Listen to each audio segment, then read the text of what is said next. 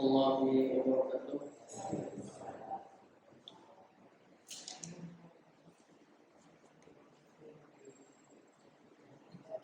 Alhamdulillah, nahmaduhu wa nasta'inuhu wa nastaghfiruh wa na'udzu billahi min shururi anfusina wa min sayyiati a'malina.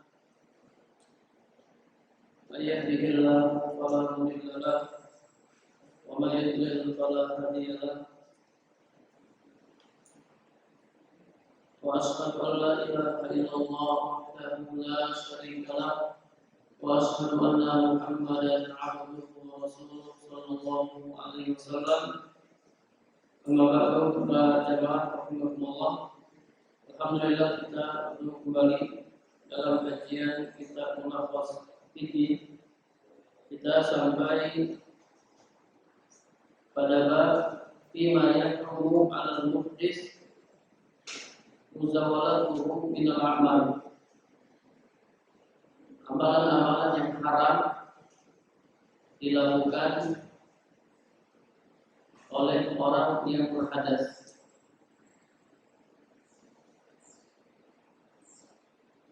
Hunaka ba'dul a'mal allati yahrumu 'alal muslim idza lam yakun 'ala taharatin.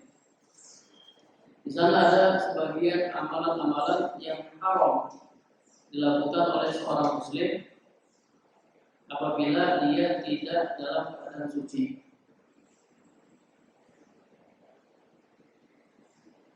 Kenapa dia tidak boleh melakukan amalan-amalan ini?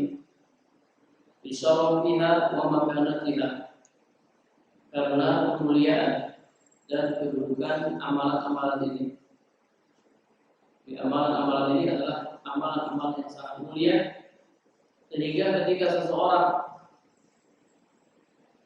mau mengerjakannya, dia harus dalam keadaan suci.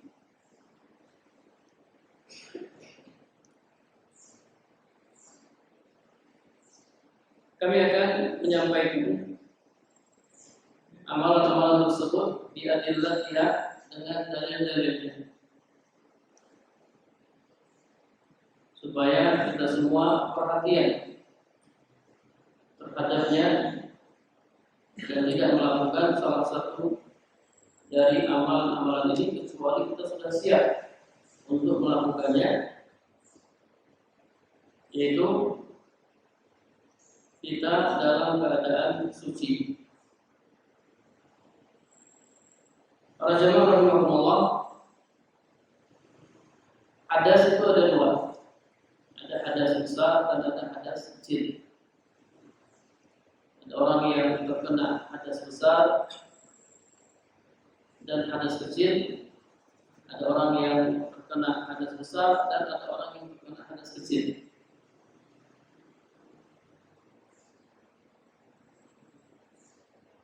I'lam ya akhi anna hunaka asya' tahrumu 'ala al-muhdits sawa'un kana hadasuhu akbar aw asghar. Kemudian para jamaah yang dirahmati Allah, di sana ada amalan-amalan yang haram dilakukan oleh orang yang berhadas besar dan berhadas kecil. Dan di sana juga ada amalan-amalan yang khusus diharamkan bagi orang yang berhadas besar. Jadi ada dua, ya. Ada amalan-amalan yang haram dilakukan oleh orang yang berhadas besar dan berhadas kecil, dan yang kedua, amalan-amalan yang haram dilakukan oleh orang yang berhadas besar. Dan yang pertama, amalan-amalan yang haram dilakukan oleh orang yang berhadas besar dan berhadas kecil. Mashul mushafis syarif, menyentuh mushaf Al-Quran. Orang yang berhadas besar dan berhadas kecil tidak boleh menyentuh Al-Quran. Maksud dengan Al-Quran sini mushaf Al-Quran. Mushaf Al-Quran. Adapun aplikasi Al-Quran, ya, di HP ini kan ada aplikasi Al-Quran, boleh disentuh. Boleh disentuh. Kemudian juga Al-Quran dan terjemahannya juga boleh disentuh. Tafsir, kitab-kitab tafsir juga boleh disentuh. Yang tidak boleh disentuh itu mushaf Al-Quran. Yang benar-benar murni Al-Quran itu tidak boleh disentuh oleh orang yang berhadas besar maupun berhadas kecil.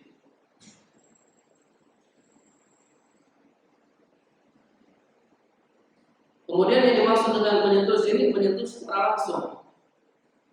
Tidak boleh menyentuh secara langsung.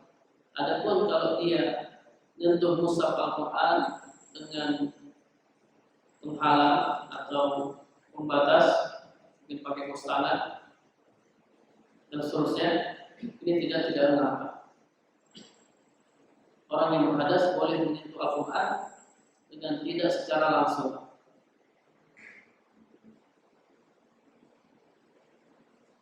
Dalilnya firman Allah surat Al-Waqiah ayat 79. La yamassuhu illal mutahharun. Tidak boleh menyentuh Al-Quran kecuali hamba-hamba yang disucikan. Suci dari hadas besar maupun hadas kecil. Tidak boleh menyentuh Al-Quran kecuali orang-orang yang disucikan dari hadas besar maupun hadas kecil.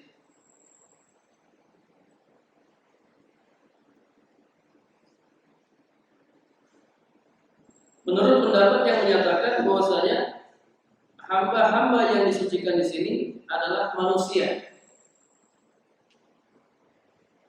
La yamassuhu illal mutahharun. Tidak boleh menyentuh Al-Quran kecuali hamba-hamba yang disucikan. Jadi ada dua penafsiran di sini para jemaah. Ada dua penafsiran. Penafsiran pertama, hamba-hamba yang disucikan di sini maksudnya manusia. Berarti manusia tidak boleh menyentuh Al-Quran kalau dia dalam keadaan berhadas besar maupun hadas kecil. Kemudian penafsiran yang kedua, hamba-hamba yang disucikan di sini maksudnya para malaikat. La yamassuhu illal mutahharun. Tidak boleh menyentuh Al-Quran kecuali hamba-hamba yang disucikan dari kalangan para malaikat.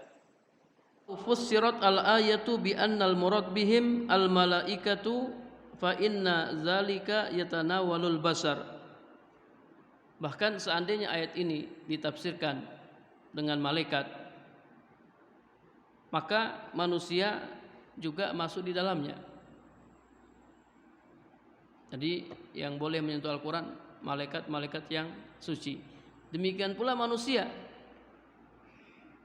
tidak boleh menyentuh Al-Quran kecuali orang-orang yang suci dari hadas besar dan hadas kecil.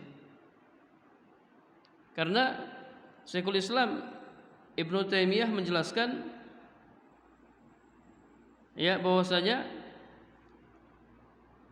kalau tidak boleh menyentuh Al-Quran kecuali para malaikat, ini maksudnya Al-Quran yang ada di Lauhul Mahfuz. Jadi Al-Quran yang ada di langit tidak bisa menyentuhnya atau tidak boleh menyentuhnya kecuali para malaikat. Kata Syekhul Islam Ibnu Taimiyah, Al-Quran yang ada di langit itu sama dengan Al-Quran yang ada di bumi. Tidak ada bedanya. Surat-suratnya juga sama, jumlah ayatnya juga sama, tidak ada bedanya.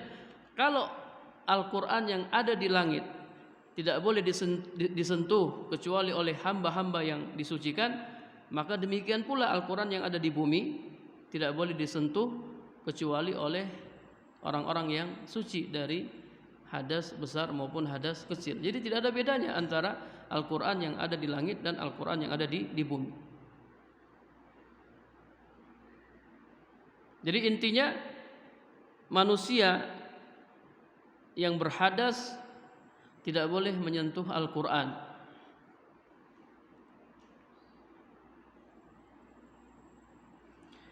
Kemudian ada dalil lain ya dalam hadis, wa kama warada fil kitab alladzi katabahu ar-Rasul sallallahu alaihi wasallam ila ahli Yaman min hadis Amr bin Hazm. Hadis Amr bin Hazm tentang surat Rasulullah sallallahu alaihi wasallam kepada penduduk Yaman. Di antara isi surat beliau, la yamassul Qur'an illa tahirun. Tidak boleh menyentuh Al-Qur'an kecuali orang yang suci.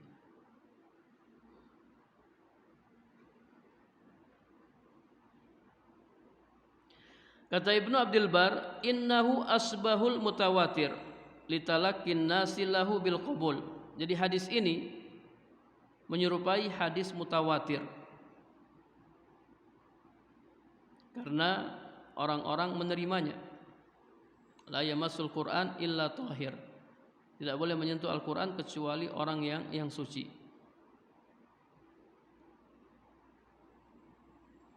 Kemudian mazhab ini, mazhab tidak boleh menyentuh Al-Quran kecuali orang yang suci, ini adalah mazhab imam yang 4, Abu Hanifah, Imam Malik, Imam Syafi'i dan Imam Ahmad.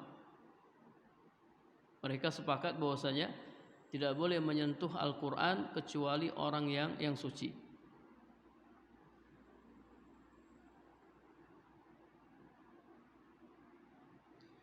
Qala Ibnul Hubairah fil ifsah ajma'u yakni al-a'immah al-arba'ah annahu la yajuzu lil muhdis mashul mushafi. Kata Ibnu Hubairah dalam kitab al-ifsah, para ulama yakni imam yang 4 telah sepakat bahwasanya tidak boleh menyentuh mushaf Al-Qur'an bagi orang yang berhadas. Orang yang berhadas tidak boleh menyentuh mushaf Al-Quran.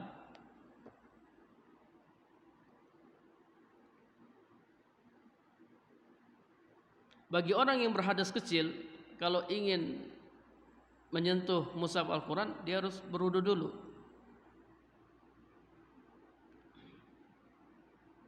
Bagi orang yang berhadas besar, misalnya junub, ingin menyentuh mushaf Al-Quran, dia harus mandi dulu. Dia tidak boleh menyentuh Al-Quran dalam keadaan berhadas.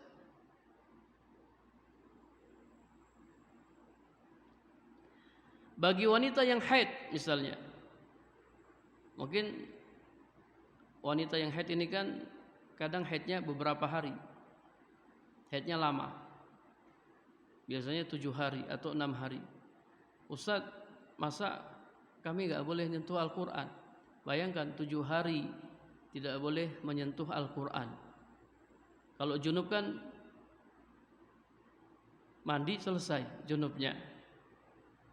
Jadi junub itu hadas besar yang cepat bisa dihilangkan.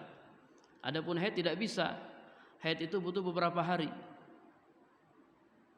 Bagaimana dengan wanita haid yang mungkin pingin lihat Al-Quran, pingin baca Al-Quran?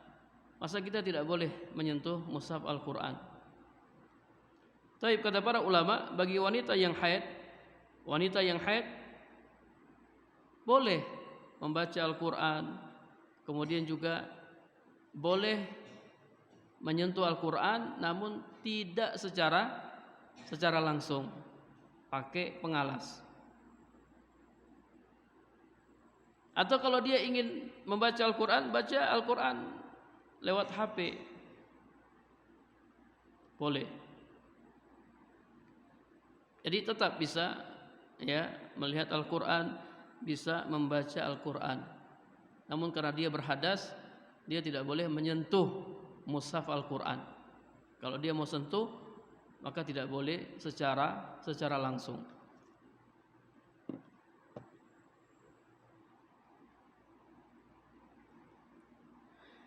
Yang kedua, wa yahrumu 'alal muhdis as-salatu fardan au naflan.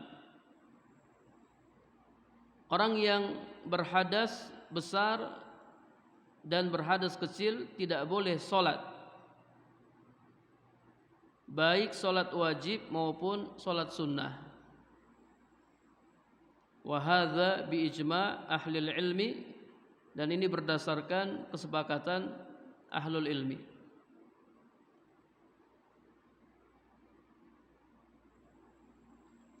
Idza stata'a at-taharah, apabila dia mampu melakukan taharah. Karena di sana ada orang-orang yang tidak mampu melakukan taharah. Tidak mampu melakukan taharah. Misalnya orang yang diuji oleh Allah Subhanahu wa taala dengan penyakit salisul baul. Jadi kencingnya sering keluar. Sakit apa namanya? Sakit dikit-dikit kencingnya keluar. Dikit-dikit kencingnya keluar. Jadi pas selesai wudu baru mau berangkat masjid kencingnya keluar. Atau mungkin udah takbir kencingnya keluar. Ada orang yang diuji oleh Allah dengan penyakit seperti ini. Maka kata para ulama, orang yang seperti ini ketika dia hendak sholat, dia berwudu, kemudian dia berangkat ke masjid, dia sholat. Adapun kencing yang keluar, tidak apa-apa, tidak mengapa, dia lanjutkan terus sholatnya sampai selesai. Namun supaya air kencingnya itu tidak jatuh di masjid, dia mungkin pakai pakai pampers.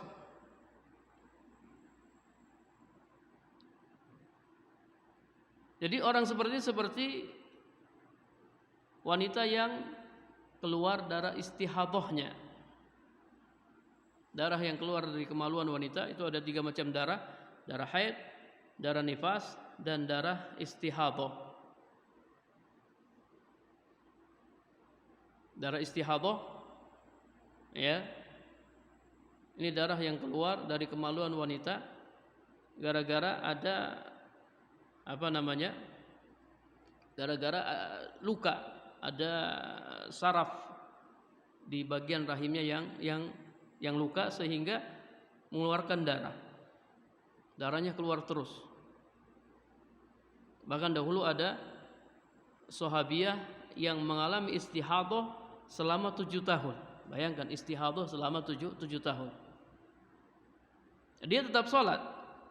Wanita yang istihadah itu hukumnya sama seperti orang yang suci. Dia tetap mengerjakan sholat, mengerjakan puasa, dan dia boleh berhubungan intim dengan suaminya. Hanya saja ketika dia sholat, dia bersihkan dulu kemaluannya, kemudian pakai pembalut, lalu dia berwudu, dia sholat. Adapun darah yang keluar ketika sholat tidak mengapa, dia teruskan sholatnya. Orang yang diuji oleh Allah dengan penyakit salisul baul, hukumnya sama seperti wanita yang istihadah. Taib. Jadi haram bagi orang yang berhadas besar maupun berhadas kecil mengerjakan sholat wajib maupun sholat sunnah. Berdasarkan ijma' para ulama dan berdasarkan firman Allah Ta'ala surat Al-Ma'idah ayat 6. Ya ayyuhallazina amanu idza kumtum ilas sholah faghsilu wujuhakum wa aydiyakum ilal marafiq wamsahu biru'usikum wa arjulakum ilal ka'bain wa in kuntum junuban fattahharu. Wahai orang-orang beriman, apabila kalian hendak mengerjakan salat, maka cucilah wajah kalian, tangan kalian sampai siku, usaplah kepala kalian, dan cucilah kaki kalian sampai mata kaki. Ini bagi siapa? Bagi orang yang berhadas kecil. Kalau mau sholat, wudu dulu.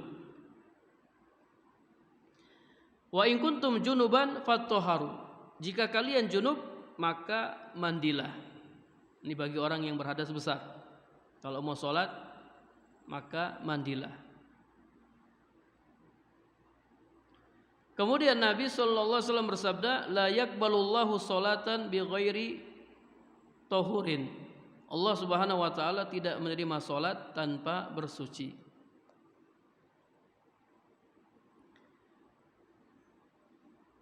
Kemudian hadis la yakbalullahu salata ahadikum idza ahdatsa hatta yatawadda. Allah Subhanahu wa taala tidak menerima salat salah seorang di antara kalian apabila dia berhadas sampai dia berwudu.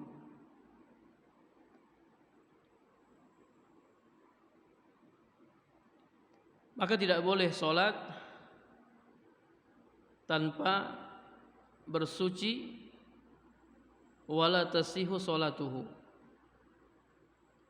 Dan orang yang sholat tanpa bersuci, kalau dia sholat dalam keadaan berhadas, la tasihu sholatuhu, sholatnya tidak sah. Sholatnya tidak sah.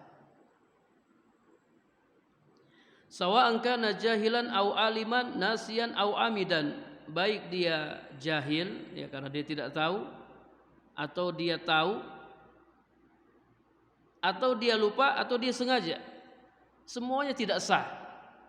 Orang yang enggak tahu hukum, sholatnya tidak sah. Orang yang tahu, sholatnya tidak sah. Orang yang lupa, sholatnya tidak sah. Dan orang yang sengaja, sholatnya tidak sah kalau sholatnya tanpa toharoh. Hanya saja orang yang tahu dan sengaja, apabila dia sholat tanpa toharoh, maka dia berdosa. Dah tahu ya, tidak boleh nih, tidak boleh sholat tanpa toharoh. Dia sholat tanpa toharoh, sengaja dia. Dapat pahala? Tidak. Sholatnya tidak sah, justru dapat dosa, berdosa. Adapun orang yang tidak tahu atau orang yang lupa, sholatnya tetap tidak sah, hanya saja dia tidak berdosa. Dia tidak berdosa.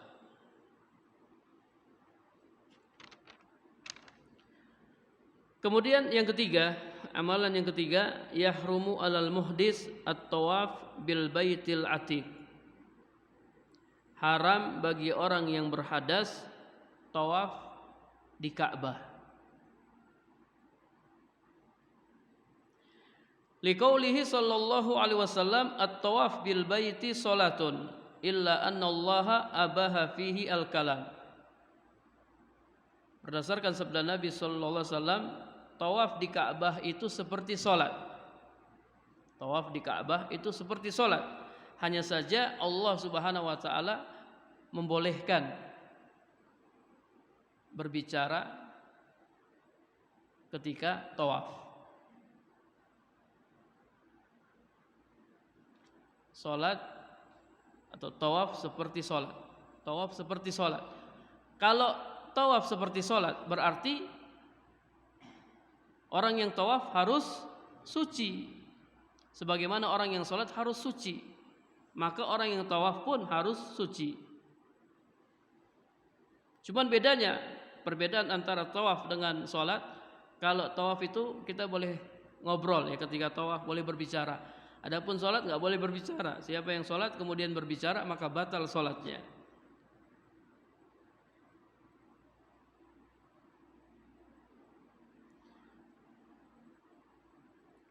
Para jamaah rahimakumullah, tentang permasalahan ini, apakah tawaf diharuskan suci dari hadas besar dan hadas kecil, ini ada khilaf di kalangan para ulama. Ya, ada khilaf di kalangan para ulama.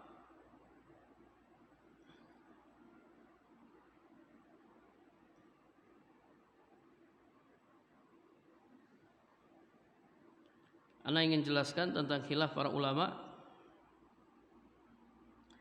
Jadi sabda Nabi sallallahu alaihi wasallam, tawaf itu seperti sholat. Jadi hadis ini diperselisihkan oleh para ulama. Apakah hadis ini termasuk ucapan Nabi atau ucapan sahabat? At-tawaf bil baiti sholatun illa anna Allah abaha fi al-kalam. Ini sabda Nabi atau ucapan sahabat? Jadi ada khilaf di kalangan para ulama. Dan yang sahih, yang benar, ini ucapan sahabat, bukan sabda Nabi sallallahu alaihi wasallam. Sudah diteliti oleh ahli hadis. Ucapan sahabat Ibnu Abbas. Kalau ucapan sahabat tidak bisa dijadikan sebagai hujjah. Taib. taruhlah ini sabda Nabi. Oke, kita terima ini sabda Nabi. Apakah tawaf itu sama persis dengan sholat ataukah banyak perbedaannya? Ternyata banyak perbedaannya. Para ulama menjelaskan perbedaan tawaf dengan sholat. Kalau dalam hadis ini kan Allah membolehkan berbicara di saat tawaf. Itu bedanya. Perbedaan yang lain ya dijelaskan oleh para ulama, tawaf tidak disyariatkan berdiri. Berbeda dengan sholat, harus berdiri, bahkan berdiri rukun sholat. Kadang kita ngelihat orang tawaf sambil duduk ya, didorong pakai apa? Pakai kursi roda. Tawaf tidak diharuskan sambil berdiri. Adapun sholat harus berdiri. Kemudian tawaf tidak disyaratkan takbiratul ihram. Berbeda dengan sholat. Sholat diharuskan takbiratul ihram, Allahu Akbar. Takbir yang pertama itu rukun sholat. Kalau misalnya ada orang sholat tiba-tiba langsung begini tanpa mengucapkan takbiratul ihram, maka sholatnya batal, tidak sah. Tawaf tidak disyariatkan takbiratul ihram, sementara sholat disyariatkan takbiratul ihram. Kemudian tawaf tidak disyaratkan menghadap kiblat, sementara sholat disyaratkan menghadap kiblat. Orang tawaf itu kan ngelilingi Ka'bah, dia tidak menghadap Ka'bah, bukan menghadap Ka'bah kemudian jalan, bukan, ya, tapi dia mengelilingi Ka'bah. Kemudian tawaf tidak disyaratkan membaca Al-Fatihah, sementara sholat diharuskan membaca Al-Fatihah. Siapa yang sholat kemudian tidak baca Al-Fatihah, batal sholatnya. La sholata liman lam yaqra bi Fatihatil kitab. Tidak sah sholat bagi orang yang tidak membaca Al-Fatihah. Kemudian juga tawaf ya tidak ada ruku dan sujud di dalamnya, berbeda dengan sholat. Kemudian juga ya dibolehkan makan dan minum di saat tawaf, sementara tidak dibolehkan di saat sholat, dan seterusnya. Banyak sekali perbedaan antara tawaf dengan sholat, sehingga tidak bisa disamakan. Kemudian para jamaah rahimakumullah, kalau harus suci dari hadas besar, naam, kita sepakat. Orang yang tawaf dia harus suci dari hadas besar. Ketika Aisyah sedang haid, ketika Aisyah haid ketika haji, Aisyah pernah haid ketika haji, Nabi SAW bersabda kepadanya, lakukanlah apa yang dilakukan oleh jamaah haji, hanya saja anti nggak boleh tawaf. Anti tidak boleh tawaf karena anti berhadas besar. Jadi orang yang berhadas besar tidak boleh tawaf. Adapun orang yang berhadas kecil boleh tawaf menurut pendapat yang rajih. Boleh tawaf, ya, orang tawaf tanpa wudu boleh. Kalau mau pakai wudu lebih bagus lagi, tapi kita tidak mewajibkan, kita tidak mengharuskan. Khususnya di saat-saat ramai. Coba bayangkan para jamaah, kalau seandainya orang yang tawaf harus wudu, misalnya muter ini, kali putaran, ini punya wudu ya, 1 kali putaran, 2 kali putaran, 3 kali putaran, 3 kali putaran kentut dia. Kalau kita katakan harus berwudu, maka tawaf yang tadi batal. Dia harus pergi wudu. Dan pergi wudu itu tempatnya jauh, apalagi di saat-saat ramai. Di saat-saat ramai, nanti pergi wudu, putar lagi 4, 5, kentut lagi. Keluar, itu untuk masuk keluar tuh tidak mudah para jamaah, susah sekali. Anda pernah tawaf di musim haji, itu di bawah ya, di dekat Ka'bah sudah penuh. Kalau sudah penuh nggak boleh, kita dilarang turun ke bawah, kita disuruh tawaf di lantai 2. Naik ke lantai 2 penuh juga lantai 2. Naik ke lantai 3 penuh juga. Akhirnya anak tawaf di lantai paling atas. Semakin ke atas itu semakin jauh putarannya. Kalau di bawah kan dekat, putarannya dekat. Tapi ketika di atas Itu luar biasa, semakin jauh kita putarnya. Coba bayangkan kalau kita haruskan wudu, itu akan menyusahkan para jamaah. Sehingga kata para ulama, tawaf tidak diharuskan berwudu, tapi lebih utama berwudu. Lebih utama berwudu. Jadi ketika kita mulai tawaf, ya kita usahakan kita wudu dulu. Ya, nanti kalau kita muter, kalau kita batal, terus lanjutkan tawafnya. Karena tawaf tidak diharuskan berwudu, tidak diharuskan suci dari hadas kecil.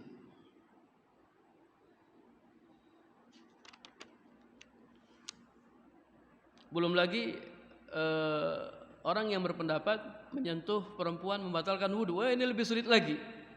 Karena kita tawaf itu kan nyampur, nyentuh-nyentuh sama perempuan. Tawaf itu enggak misah. Oh, laki-laki dulu, perempuan dulu. Enggak, campur laki-laki perempuan. Kadang kita ditabrak-tabrak sama perempuan di belakang. Ya, kadang samping kita ada perempuan. Kadang depan kita ada perempuan, ya kita didorong-dorong. Ya. Sehingga kalau orang yang berpendapat nyentuh perempuan itu membatalkan wudu, ini lebih repot lagi. Lebih sulit lagi.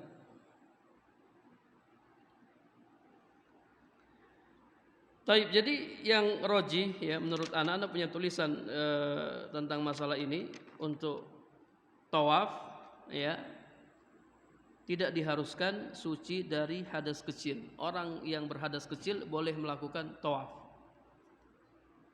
Adapun orang yang berhadas besar tidak boleh melakukan tawaf. Karena tidak sejalan dengan penulis ya. Taib, ini beberapa amalan yang diharamkan bagi orang yang berhadas besar dan berhadas kecil. Kemudian yang kedua, beberapa amalan yang diharamkan bagi orang yang berhadas besar, khusus orang yang berhadas besar.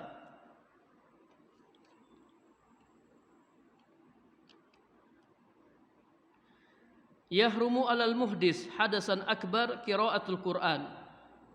Orang yang berhadas besar tidak boleh membaca Al-Quran. Berdasarkan hadis Ali radhiyallahu anhu, la ya'jubuhu yakni an-nabiyya sallallahu alaihi wasallam anil Quran syai'un laisa al-janabah. Tidak ada sesuatu pun yang menghalangi Nabi sallallahu alaihi wasallam dari Al-Quran kecuali junub.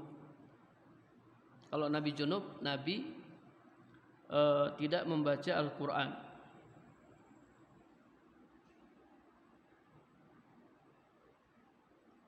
Dalam lafaz Tirmizi, yukri'una Al-Quran ma lam yakun junuban. Nabi sallallahu alaihi wasallam membacakan Al-Quran kepada kami selama beliau tidak junub. Maka ya hadis ini menunjukkan orang yang junub tidak boleh membaca Al-Quran. Orang yang berhadas besar tidak boleh membaca Al-Quran. Termasuk di dalamnya al-haid wan nufasa. Wanita yang haid dan wanita yang nifas tidak boleh membaca Al-Quran. Namun sebagian ulama rakhasa memberikan keringanan bagi wanita yang haid untuk membaca Al-Quran idza khasiyat nisyanahu, apabila dia khawatir lupa terhadap Al-Quran. Para jamaah rahimakumullah, ini pun khilaf di kalangan para ulama. Apakah orang yang berhadas besar boleh membaca Al-Quran atau tidak? Penulis berpendapat orang yang berhadas besar tidak boleh membaca Al-Quran. Beliau berdalil dengan hadis Ali. Ya, namun hadis ini ya dipermasalahkan oleh para ulama. Jadi kadang sebab perselisihan oleh para ulama itu terkadang ya sebagian ulama berdalil dengan hadis-hadis yang lemah, sementara mereka tidak tahu bahwa hadis itu lemah. Atau mungkin mereka berdalil dengan hadis-hadis yang palsu, sementara mereka tidak tahu kalau hadis itu palsu. Atau mungkin mereka khilaf, ada yang mengatakan hadisnya sahih dan ada yang mengatakan hadisnya tidak sahih, hadisnya lemah. Ini juga ada permasalahan seperti ini. Dia pegang hadis ini, Karena menurut dia hadis ini sahih, sementara ulama yang lain mengatakan hadis itu lemah. Kadang kita sebagai pembaca kadang bingung ya, ini mana yang benar ini. Kalau kita punya ilmu alat, misalnya kita punya ilmu mustalah hadis ya, kita bisa periksa sendiri hadisnya, ini lebih bagus lagi, kita lebih yakin. Dan kita bisa periksa hadis ya, kalau kita belajar mustalahul hadis. Oh ini para ulama khilaf ini. Ada yang mengatakan sahih, ada yang mengatakan lemah. Anda mau cek sendiri nih hadisnya, yang benar mana? Ada yang awalnya mengatakan hadis ini sahih, kemudian dia rujuk, dia mengatakan hadisnya lemah. Ada yang sebaliknya mengatakan lemah, kemudian rujuk, oh hadisnya ternyata sahih, dan seterusnya. Jadi memang mereka tidak sengaja berselisih. Mereka berselisih berdasarkan ilmu, berdasarkan ilmu mereka, pengetahuan mereka, sehingga apa? Perbedaan pendapat mereka atau ijtihad yang mereka lakukan itu mendapat pahala di sisi Allah Subhanahu wa taala. Ulama itu kalau beristihad, kalau benar dapat 2 pahala. Kalau salah dapat 1 pahala, tetap dapat pahala. Karena dia sudah berusaha keras untuk mengetahui kebenaran, ternyata dia salah, tapi dia tetap dikasih pahala oleh Allah Subhanahu wa taala. Ini ulama, orang yang berilmu. Adapun orang jahil, orang bodoh, kalau dia nerka-nerka kira-kira ya, mengira-ngira kemudian benar, tetap berdosa. Tetap ya berdosa. Apalagi sudah kira-kira kemudian salah, ini dosanya double ini. Ini perbedaan orang yang berilmu dengan orang-orang jahil. Taib ya. Jadi menurut pendapat kami, orang yang berhadas besar boleh membaca Al-Qur'an. Boleh membaca Al-Qur'an. Adapun hadis-hadis yang melarang ya, hadis-hadisnya lemah. Boleh membaca Al-Quran, ya, terutama wanita yang haid, itu haidnya lama. Kalau tidak baca Al-Quran 7 hari, apa ndak kering hatinya. Boleh membaca Al-Quran. Apalagi dia seorang mudarrisah, ya, dia seorang pengajar, guru tahfidz yang hampir tiap hari dia berinteraksi dengan Al-Quran. Kalau dikatakan wanita haid tidak boleh membaca Al-Quran, nanti kerepotan. Jadi wanita yang haid atau wanita yang nifas dan orang yang junub boleh membaca Al-Quran. Yang tidak boleh itu apa? Menyentuh Al-Quran secara langsung. Itu tidak dibolehkan. Wallahu a'lam bishawab. Azan.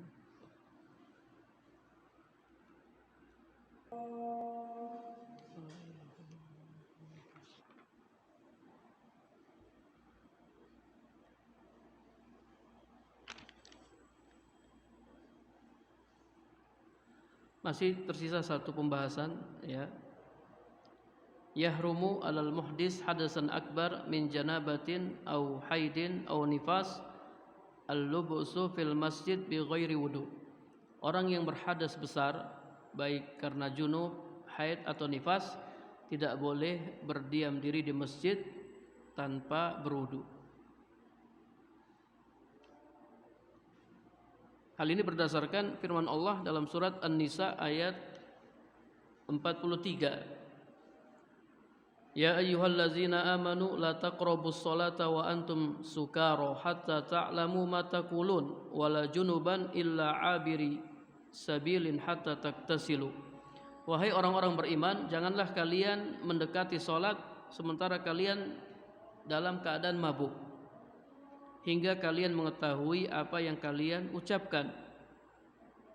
Wala junuban illa abiri sabilin hatta taktasilu. Dan orang yang junub, ia tidak boleh menghampiri masjid, tidak boleh berdiam diri di masjid sampai dia mandi. Orang yang junub tidak boleh berdiam diri di masjid sampai dia mandi.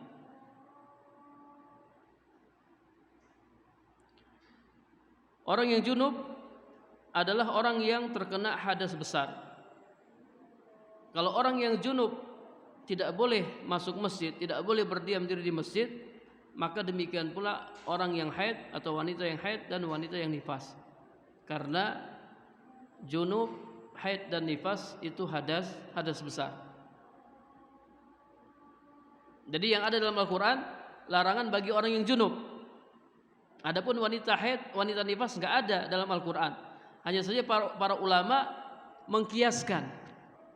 Kalau orang yang junub tidak boleh berdiam diri di masjid karena terkena hadas besar, maka demikian pula wanita yang haid dan wanita yang nifas tidak boleh berdiam diri di masjid karena terkena hadas besar. Kemudian juga ya sabda Nabi sallallahu alaihi wasallam, la uhillu al masjida lihaidin wala junubin. Saya tidak menghalalkan masjid bagi wanita yang haid dan orang yang junub.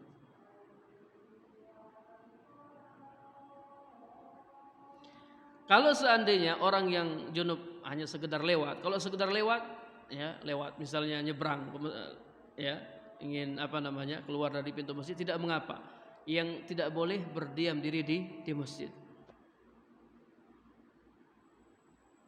Kalau misalnya dia ingin berdiam diri di masjid, misalnya ingin ikut ta'lim, ada ibu-ibu haid ingin ikut ta'lim, gimana ini? Kalau dia ingin berdiam diri di masjid, maka hendaknya dia berwudu. Wudu dulu kemudian masuk masjid. Berdiam diri di masjid boleh kalau sudah wudu.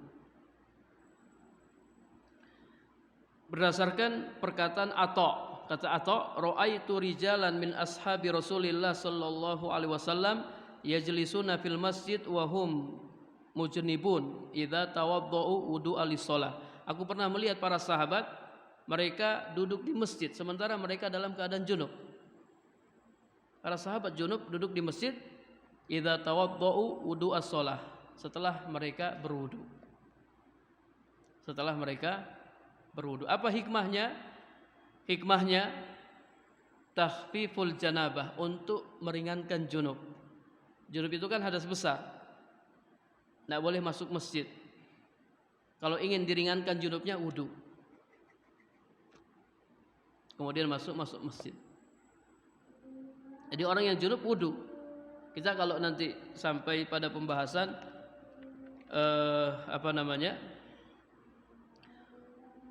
tentang orang yang junub ketika ingin makan, ketika ingin minum, atau ketika ingin tidur, disunahkan untuk wudu. Ya, orang yang junub ketika ingin makan wudu dulu sunnahnya. Ketika ingin tidur wudu dulu. Ketika ingin mengulangi hubungan intim, wudu dulu. Jadi orang yang junub terkadang disyariatkan untuk berwudu, untuk meringankan hadasnya. Maka orang yang junub atau orang yang kena hadas besar ketika ingin berdiam diri di masjid, maka hendaklah mereka berwudu. Ibu-ibu yang ingin ikut pengajian ketika haid hendaknya berwudu. Namun tentunya tetap dijaga, jangan sampai darah haidnya jatuh ke masjid. Ya, sekarang sudah banyak pembalut. Nah, ini yang dapat kami sampaikan, ya, mudah-mudahan bermanfaat. Kita cukupkan dengan doa kafaratul majlis. Subhanakallahumma wa bihamdika asyhadu an la ilaha illa anta astaghfiruka wa atubu ilaik. Assalamualaikum warahmatullahi wabarakatuh.